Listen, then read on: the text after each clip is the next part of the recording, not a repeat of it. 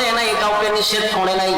40 বছর পরে যখন বললেন লা ইলাহা ইল্লাল্লাহ, নেই কোনো মাবুদ আল্লাহ ছাড়া, মুহাম্মাদুর রাসূলুল্লাহ সাল্লাল্লাহু আলাইহি ওয়াসাল্লাম আমি আল্লাহর বান্দা এবং রাসূল, আমার পরে আর কোনো নবী পৃথিবীতে আসবে না, কোনো রাসূল পৃথিবীতে আসবে না, আল্লাহ আমার আখিরি জামানার পয়গম্বর হিসেবে প্রেরণ করেছেন, তোমরা আমার সঙ্গে পড়ে নাও লা ইলাহা ইল্লাল্লাহ।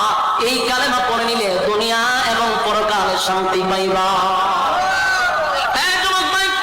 যে মক্কার মানুষ আমার নবীকে আল আমিন বলে উপাধি দিল গো, আবু জাহেলের মতো ব্যক্তি আমার নবীর আল আমিন বলে ডাকছে।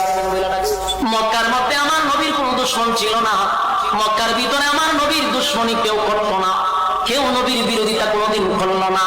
যেই মাত্র বললেন লা ইলাহা ইল্লাল্লাহ, আল্লাহ ছাড়া কোনো মাবুদ নাই আর আমি মুহাম্মাদুর রাসূলুল্লাহ, এই স্লোগান দেওয়া